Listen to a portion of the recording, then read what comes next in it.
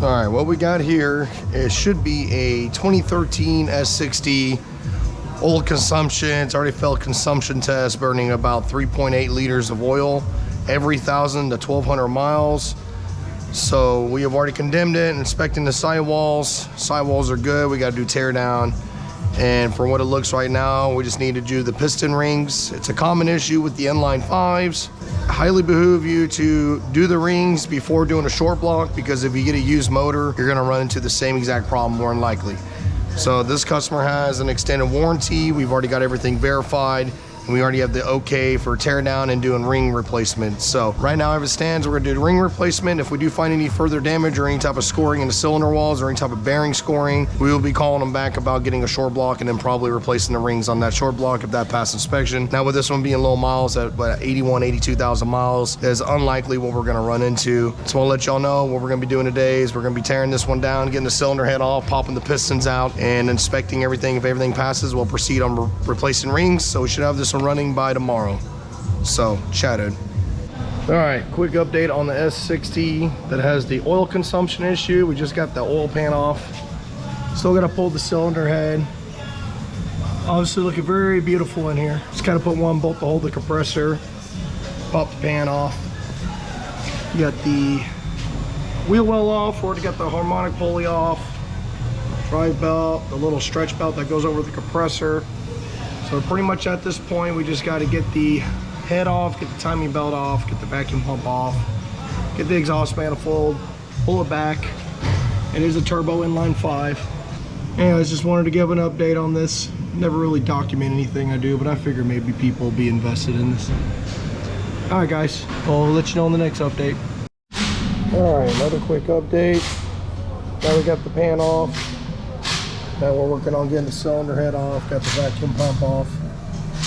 Vacuum pump bracket, get the upper plenum off. Now we're gonna have to set the motor on TDC, pull the timing off. Need to get this mount, post mount bracket off. Then we'll pull the lower plenum off on the intake. Now these have little compression clamps, so you gotta compress, gotta pull this hose off. Comes off on the oil trap there, or the oil filter housing, whatever way you wanna call it. And then we're just gonna loosen up the exhaust, pull the exhaust with the turbo back a little bit, and then we're going to extract the head. And at that point, we'll be ready to pull pistons. All right, now we're getting closer to removing the cylinder head. We got all the cam caps, all the buckets, all marked up. Fortunately, I couldn't find my other paint marker, so just made a little line to indicate the exhaust with a line 4, and then making the marks on what cylinder from the front of the motor to the rear of the motor. So we're getting there. Yeah, I've had to bust out the big boy. I ain't struggling with these head bolts. I ain't struggling with this.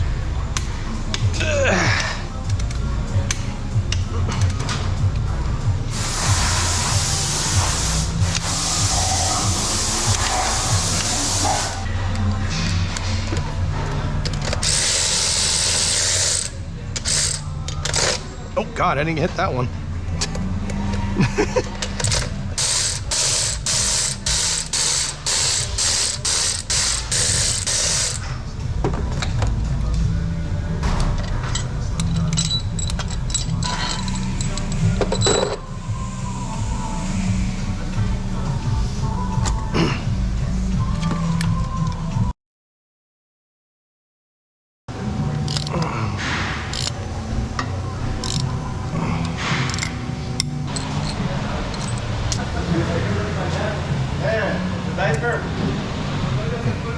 What?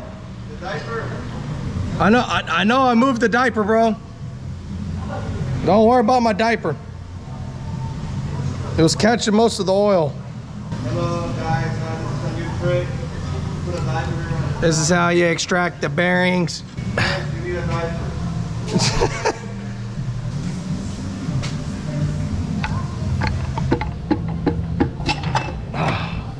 Motherfucker almost did a bunny hop.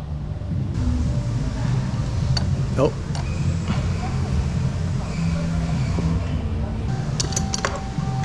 Got an absolute mess over here. Oh. 1, 2, 3. Oh. Get out.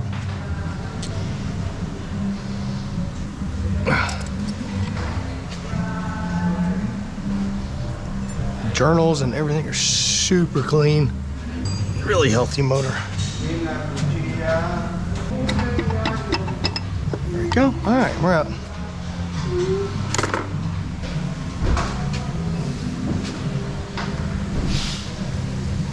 It's got most of it, but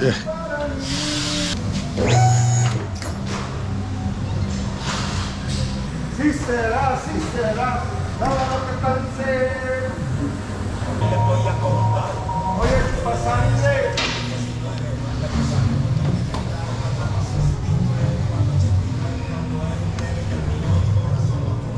yeah, definitely had some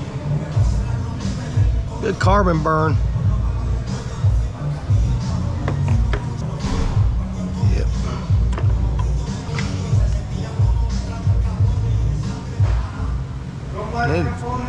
It looked good. Skirts and everything look really good.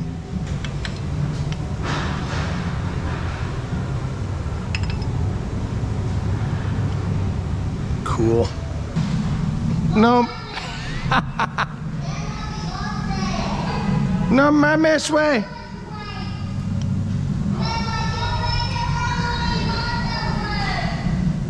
It's gonna get new bearings anyways. Hey, I like to make, obviously no one's face or anything's gonna be in it. What with a bunch of Mexicans? And they hear all the Mexicans, so they're like, where do you work at? Fucking Mexico. The Volvo in Mexico. Ooh, sleeves look so good, dude. Look great. Oh yeah, these things are super clean, dude. Oh yeah. All right, here we are in the next morning. Getting cleaning up the pistons right now. I had them sit in cleaner overnight. Got the head all cleaned up. So we just got done removing all the piston rings. So we're gonna clean up the pistons, get them ready for new rings, clean all the carbon out of the, it's early in the morning. Good morning, by the way. But yeah, clean all the carbon out. So like I said, everything's all nice and clean. Then we got the, it's a mess over here, so I gotta reorganize my tools. Then we got the head all nice and clean, everything straight barred. So, all right. So let's get the pistons in and go from there. All right. Got pretty much all the carbon out. Ready to rock and roll. Then we're gonna start getting everything, like I said, everything's marked. So let's get the rings together.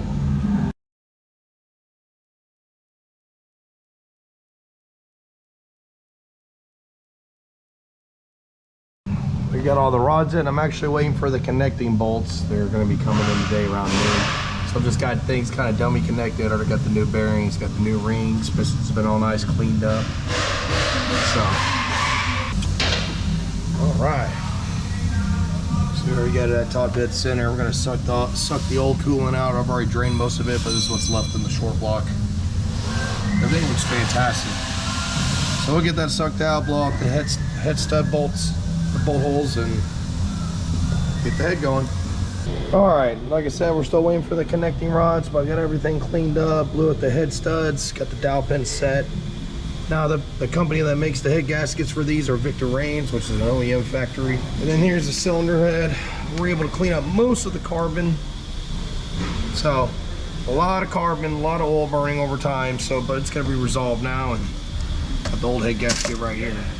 So I was thinking about putting the headset on to do, you know, seem to work, but right now I need to focus on getting the job done. So I'm just gonna be doing periodic updates, kind of showing progression.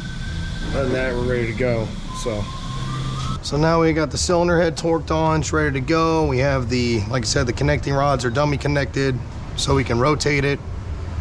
So now what we're gonna do is we're gonna put the buckets in, put the cams in. So we got all the buckets labeled right here. So the marks on the outside is the exhaust. So we got 1, 2, starting from the front of the motor on the exhaust side. 1, 2, and it should be a total of 10 caps. So always double checking, make sure we're See, 3, 4, 5, 6, 7, 8, 9, 10. 1, 2, 3. That one's rubbed off a little bit. 4, 5, 6, 7, 8, 9, 10. So we're good to go. And then this is the exhaust cam. So before we set it in, still a mess over here. Just put a little bit of oil on little journals right here. Okay. Now we got the exhaust cam. Before I clean them off once, just make sure we got oil like so. Then we got the intake here. Hold on, big side down. Those are actually offset. Actually, this is 180 off. But we can double check before we set the cam cap here. Kind of double check our positioning. Okay. Oh yeah, that one's off just a little there. And then I gotta rotate the intake just a little bit. So they're gonna be off a little bit, but it's just to make sure that the initial set is correct, which it is. Okay, so that's our initial set right there. But as always, if you question anything, which I always do every time I do any type of builds. Okay, lube it. Okay, that's what it is. Big side up on exhaust, little side up on the intake. And they are angled in towards each other. Which it should be, actually.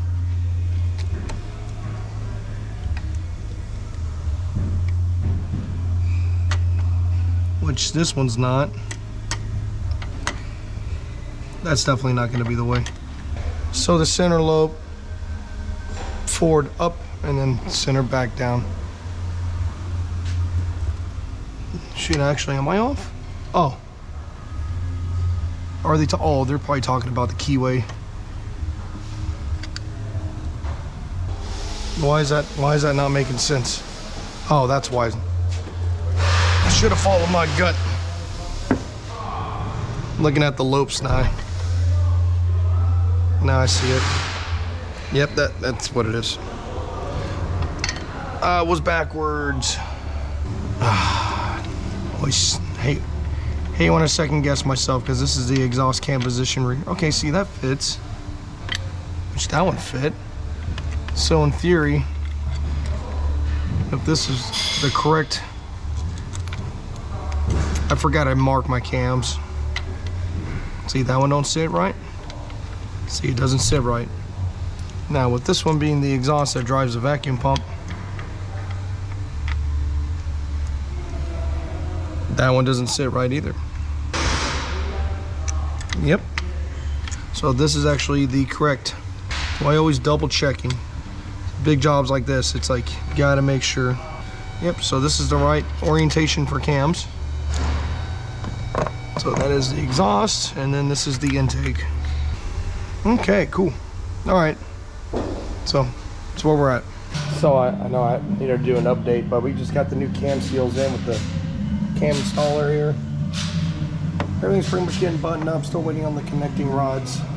And then actually I'm waiting on the new cam bolts too, so I'm kind of getting to a point where I may have to stop. So I may have to come into work tomorrow, but we're getting there. Everything's getting there. So anyways, yeah, I'm just, like I said, I'm doing little updates just because it's Friday. And I still got to do the exhaust, still got to put the bolts in there, but all right, it is super late and finally my cam bolts came in, my connecting rod bolts came in. That's all done, bottom end's done. Didn't do an update for a while because it's just at a point where I just want to get this thing running. So what we're going to be doing, since everything's really dry, again to reiterate, we did piston rings due to oil consumption issue, which is a known issue with the Inline 5 motors. These motors are very stout, and unfortunately they get a little bit of buildup in the oil rings, which happens to make it burn oil really tight. So anyways, looks like everything's connected. So what we're going to do is we're going to be putting oil in. We're going to crank the motor to get everything primed up because everything's dry. I need to get the phasers, get some oil in there, get the VVT solenoid some oil, just get oil through the system before it runs. So So until then, that's what we're gonna do. So I'll be doing a video once I get the oil all primed up, getting it cranking, and then we'll get a first start. So, be right back. So we got oil in the motor, and so we're good there. I'm really tired. And I realized too, before I turn on the camera, I forgot to tighten up the 7 on the throttle. So let me put this on first. I got tools everywhere. It's been a long day. It's been a long day. I'm ready to go home. I just want to hear this thing run. Then Monday we'll button it up and go drive it. It's just it wasn't like super dirty, but it was just taking a little bit extra time. Double check torques, make sure all ring gaps are right. So, all right, now we got oil. We got no coils in here, no spark plugs. So it's just gonna free spin with no compression. That's what we want to do. We want to prime up the oil pump first. Get oil in the VVT solenoids. Get oil all through the motor before it runs. Couldn't find a wrench with a 10, so I just pulled out my little torque wrench.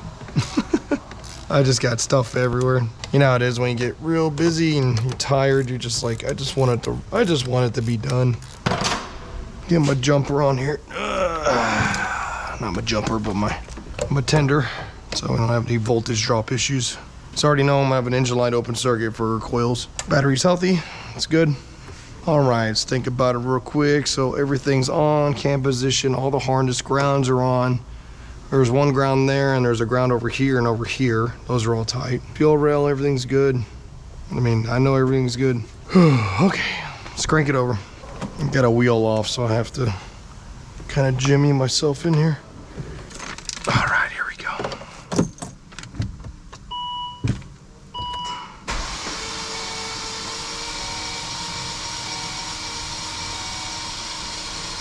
I hear that compression shooting out. That's awesome. Okay. I smell fuel. That's great. Let's get one more crank on it. Let the starter cool down a second.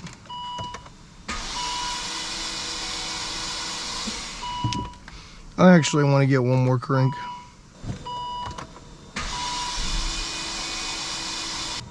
All right. Okay, belts look good. I know those just a little off on the tensioner, but I knew it was gonna straighten up. Okay, cool. Well, I almost landed right back on my timing marks that I made. All right, so let's pull this off. Let's put the spark plugs in it.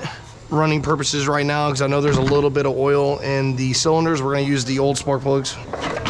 I do not want to put new spark plugs and contaminate them. Let me see where the oil level's at. So. Oh yeah, definitely sucked down the oil. May have to top the oil off. This whole thing was dry. Oh yeah, need about half a quart.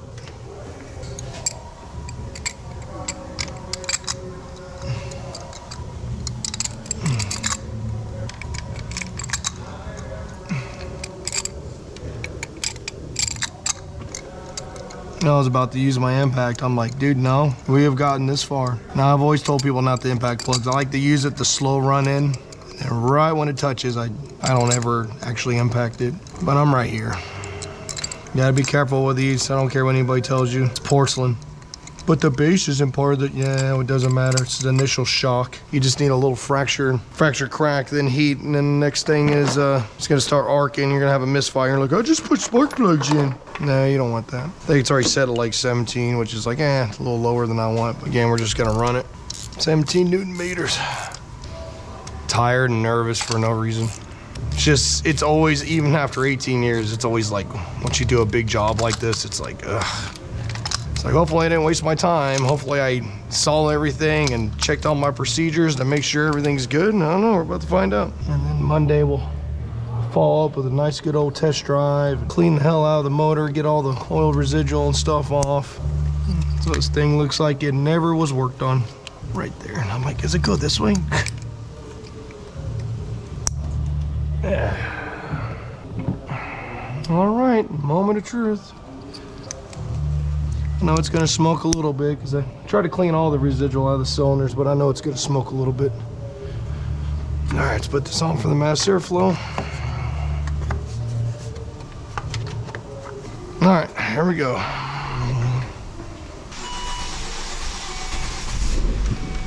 There it goes. It runs. All right.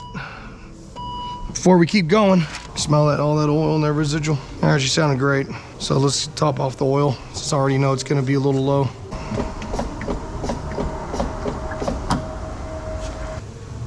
It's still a little low, but it's better. I just know that initial suck, it's just gonna pull everything. Make sure nothing's leaking.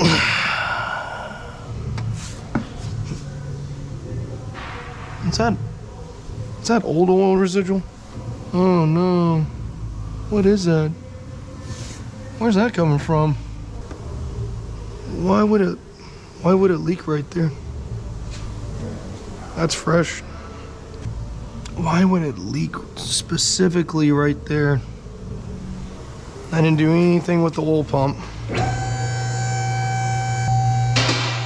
Unless the pan just didn't seal right. That sucks.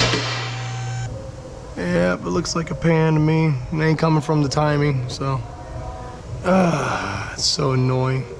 I mean, the oil pan's not bad on these, but the most important thing is I just want it to run. Yeah, I just dry up there. It's all I'm worried about. I just don't want it to be around in the timing cover or anything. God dang, man. Yeah, some reason that spot right there didn't seal. Yeah, that's what it is. Right here. Ah, dude. Oh, you know what happened? Some oil dripped down when I did the RTV. That sucks. That's all right. As long as this thing runs. That's all I care about. I just want it to run. Oil pan, ain't worry about it. That's easy, 30, maybe 25 minutes. That's why I want this thing to run before I start finalizing. Good. I'm like, dude, why? I was like, why would it leak right there? Front oil pump seal is not changed. It wasn't leaking, and the camshaft seals were changed. Like, what else could leak right there? Yeah, that's what happens. Sometimes when you have a motor that leans back, oil just, no matter if you try to be fast, if oil drips down anywhere, it ain't gonna cure. That sucks. And I can see that spot of RTV just like, nope.